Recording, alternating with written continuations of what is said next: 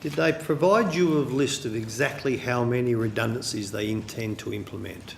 No, Senator. I think that, in fact, the one, I'm not even convinced that 1,000 is right. I think that it's between about 500 and 900, but they'd be able to answer that question for you.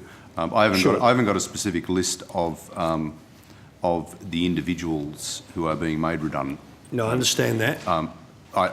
If I may, I don't need to manage their business for them. No.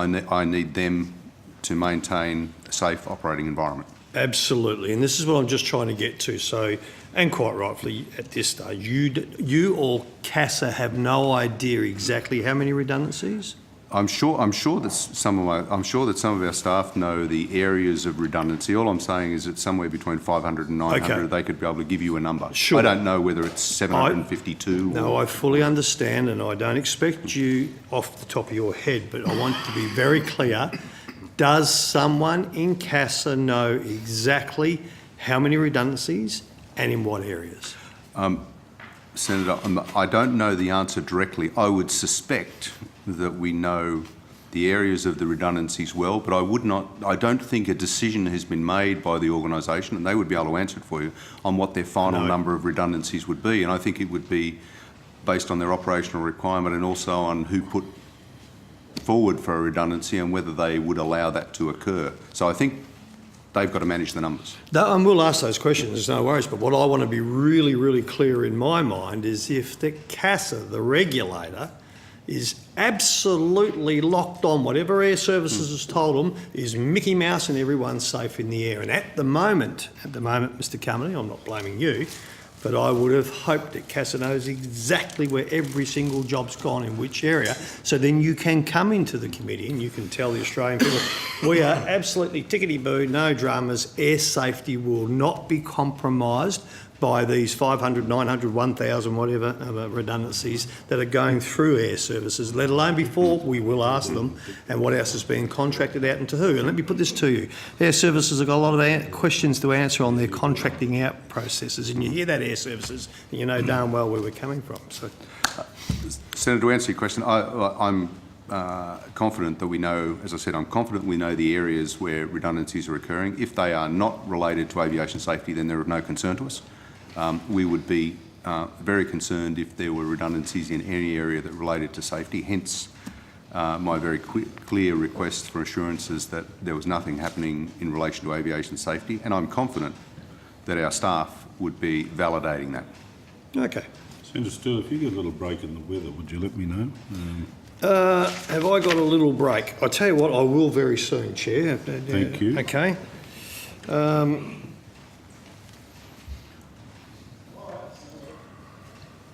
Has Airservices, to your knowledge, these questions will go to them, been required to undertake risk assessment of its change program? Senator, to my knowledge, I don't know. I don't have a direct knowledge of that. I would assume so. Okay. I would be surprised if they did not do a risk assessment. Spot on. So now I'll ask, has CASA required Airservices to change any aspect of its change program, or anyone behind you be able to tell me that? Not to my knowledge, Senator. I might be able to find out as we're working through it today, but not to my knowledge that we require them to change anything. Sure. If Dr Aleck or any other the long-term head of CASA knows, it would help if you could clear it out so we don't have to come back and grab you after. All right. That, Chair, will do from me. Thank you, Senator Steele. Senator Xenophon. Thank you very much, Chair. And I just wanted to follow on from Senator Steele's very important line of questioning about the cuts to Airservices. If this question has been asked, I apologise, but was a safety assessment provided to CASA in relation to the proposed cuts in staff? Senator, it has been. I've sought assurance from Airservices that there will be no impact on aviation safety. Well. Sorry. So you sought an assurance? Yeah, absolutely. And our staff are working very closely with Airservices, and they've assured me that in the functions that I'm particularly interested in, air traffic control and aviation regulation and firefighting, that those services will remain safe and effective. But Mr Carmody, you've asked for an assurance, you've been given an assurance, but there's been no robust or independent verification by CASA of that assurance. Senator, as I indicated before you arrived, I've been in the position a week. My understanding is that our staff have been working very closely with Airservices on these matters for some time. I'm not being critical of you, Mr Carmody, please understand that. I realise. But normally, given the magnitude of these job cuts, we don't know how many relate to air traffic controllers and training and operational staff. Wouldn't it, as a matter of course, there be an appropriate, robust assessment carried out by CASA to, in a sense, audit or verify Airservices' assertions? And I'm sure something robust has occurred, Senator. I have to ask my colleagues to see whether anybody is aware of anything that might have occurred. Right. Well, I think I would appreciate that, because this is an area. Andrew, you know? And while we're waiting for one of your officers to speak about that, I mean, it wasn't so long ago on this committee, might have been 2 or 3 years ago, might be Senator Still could assist me on this, when I understand, as I recollect, CASA did quite a scathing assessment of Airservices Australia's functioning operations and effectively put them on notice in terms of the way they were doing business. That's the case, is it not? Senator, I'm not aware of that. Somebody else might be. Have I completely stuffed that up, or is that the case? That's, good afternoon, Senator. Good afternoon, Chair. That's exactly the case, Senator. I'm sorry, just for Hansard, identify yourself. Apologies, Chair. I'm Andrew Teedy. I'm the Manager of Air Navigation, Airspace and Aerodromes for CASA. What Senator Xenophon is... So I didn't stuff that up. I do remember correctly that CASA put Airservices on notice because they were very concerned about aspects of their operation in terms of safety aspects of the way they were operating.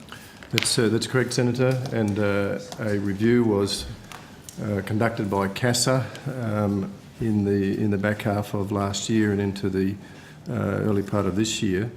At that point, the conclusion from CASA was that those outstanding recommendations had either been actioned, were in work, or otherwise in good hands with Airservices, and the Part 172 certificate, the Air Traffic Control certificate, was issued as, if you like, a clean certificate without conditions. So in that 3-year period, Airservices had corrected the recommendations from that review you speak of.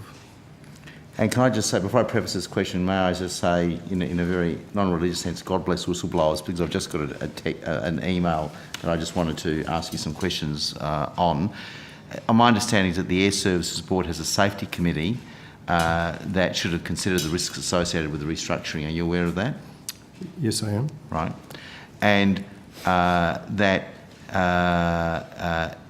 Airservices, did CASA ask Airservices for some sort of evidence that the committee had met and considered the safety implications of the restructure and advised the board? There's been a number of activities going on by CASA in relation to this line of questioning. At the surveillance level, at that level, as opposed to the board level that Mr. Carmody's been speaking of, there's a number of initiatives that have been following. So there's a direct, because I'm running out of time soon. There was a direct question, because I do want to ask some questions. You won't run out of time. Okay, so can I just ask, is CASA aware that the Airservices Board has a safety committee? Yes. Is CASA aware whether that committee has met or not and considered the safety implications of the restructure? I'm not personally aware. I would be surprised if they hadn't. Right, but isn't that something you should be aware of before you tick off on the safety implications of this massive restructure of Airservices?